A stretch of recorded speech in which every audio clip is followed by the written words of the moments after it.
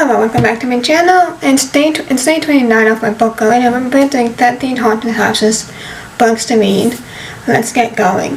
So my first book is The Haunted by Daniela Vega. A teenage heroine Hendrix moves to a new town only to find that the years she had planned to spend moved quietly under the radar will actually be spent living in a house riddled with ghosts. My next book is Within These Walls by Anya Adborn. I crime writer sees upon an opportunity to interview a murderous cult leader who lured and run away ghosts, but is forced to perform an independent investigation when the villain backs out of the agreement.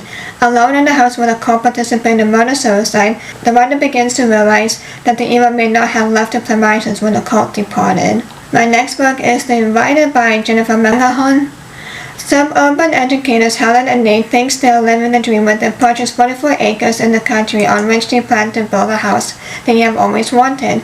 As Helen begins to gather the materials necessary to build a home, she finds herself becoming increasingly interested in the suspicious deaths that have occurred on the property. My next book is The Good House by Anne Lilly. 2 years after her son died in her grandmother's home, Angela Tucson returns to the Santa Jane Ward, Washington residence known as a good house to find out whether an ancient evil lives on within its walls. My next book is The Haunting of Hill House by Shirley Jackson. A young man said to inherit a supposedly haunted house journeys inside, accompanied by an occult researcher and his 2 assistants, to investigate whether or not his future property is actually the home of ghosts and ghouls.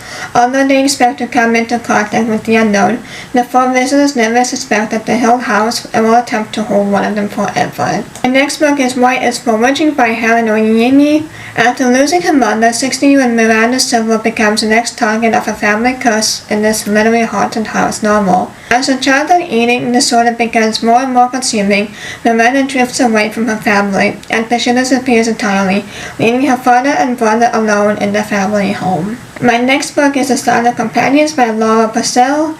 Recently widowed and heavily pregnant, Elise travels to her husband's family estate, accompanied by his cousin Sarah. Once there, the 2 women find themselves face to face with eerie wooded cutouts, painted to look like living people, one of which bears a close resemblance to Elise herself. My next book is The Little Stranger by Sarah Waters. In the mid-20th century, a country doctor travels to a once grand estate to treat a sick housemaid. The widow owner and her children are pleasant enough, but Hannah's house is haunted by the ghosts of its past, and the doctor soon finds himself bound up in the fate of the estate. My next book is Beloved by Toni Morrison. Nearly 20 years after she escaped bondage, Steve lives in a house haunted by the vengeful spirit of her daughter, whom she killed to save her from the horrors of slavery. My next book is The House Next Door by Anne Rivers Siddons. A quiet and unsuspecting neighborhood is unpainted in this novel. After construction of the new home shreds the peace and quiet of the little corner of the room, the 30-something Kennedys discover that everyone who moves into the house changes what it was. My next book is Haunting Bombay by Shilpa Agarwal. Often during the partition of India and Pakistan and raised in Bombay by her grandmother, 13-year-old Pinky has grown up without the love of her extended family, but when she accidentally flees the ghost of a child who died shortly before she came to live in Bombay, Pinky and family must come to terms with the skeletons in their closet.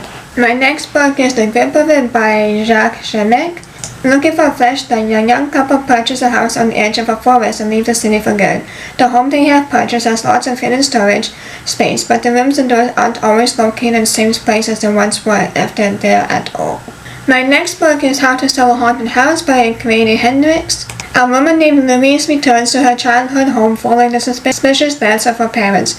Then she must work with her deadbeat brother, Mark, to clean up and sell the house. While the siblings are caught up in their own dramas, Louise had to leave her daughter with her ex for the trip, and Mark is already plotting to cheat Louise out of her half of the inheritance. They gradually realize they face a common enemy, Pumpkin, a beloved puppet from the Mother Doll collection, who does not understand his owner's sudden absence and expresses grief via rage and homicide. My next book is The Turn of the Key by Ruth Ware. The Turn of the Key kicks off with the nanny's letter from prison arguing her innocence in her child's death. It all begins when said nanny signs up for too good to be true job at refurbished Victorian smart home, where she gets paid excessive salary for taking care of 3 seemingly angelic children and a baby. However, as the days wear on, the smart home begins acting up, playing music at odd hours of the night, and the children, particularly troubled child Maddie, prove to have disturbing agenda of their own. Though modern in setting, the novel's Gothic heritage evokes a familiar book complete with creaky floorboards, poisonous gardens. I actually read this book and There Is Nothing But Black Teeth by Cassandra Carr. So it is 5 ghost hunting friends celebrate a marriage in Japanese Heian era manner, where a bride was supposedly buried alive beneath the grounds, and more ghosts were buried as sacrifices within the walls. A joyous night between friends and soon turns deadly when the bride makes itself known, roaming the grounds in search of maternal company. And my next book is You Should Have Left by Danielle Kellerman. This has been translated by Ross Benjamin. A screenwriter, his wife, and their 4-year daughter rent a house in the mountains of Germany, but something isn't right. As he toils on a sequel to his most successful movie, the screenwriter notices that the rooms aren't what he remembers them, and he finds his notebook words that are not his own. I also read this book and I'm still not sure how to feel about it. That is A House with Good Bones by T. Kingfisher. Mom seems off. Her brother words echo in Sam Montgomery's ear as she turns onto the quiet North Carolina street where the mother lives alone. She brushes the thought away as she climbs the front steps. Sam's excited for this rare extended visit, and looking forward to nights with just the two of them, drinking boxed wine, watching murder mystery shows, and guessing who the killer is long before the characters figure it out. But stepping inside, she quickly realizes home isn't what it used to be. Gone is the warm, cluttered charm her mom is known for. Now the walls are painted a sterile white. Her mom jumps at the smallest noises and looks over her shoulder even when she's the only person in the room. And when Sam steps out of back to clear her head, she finds a jar of teeth hidden beneath the magazine-worthy rose bushes, and vultures are circling the garden from above.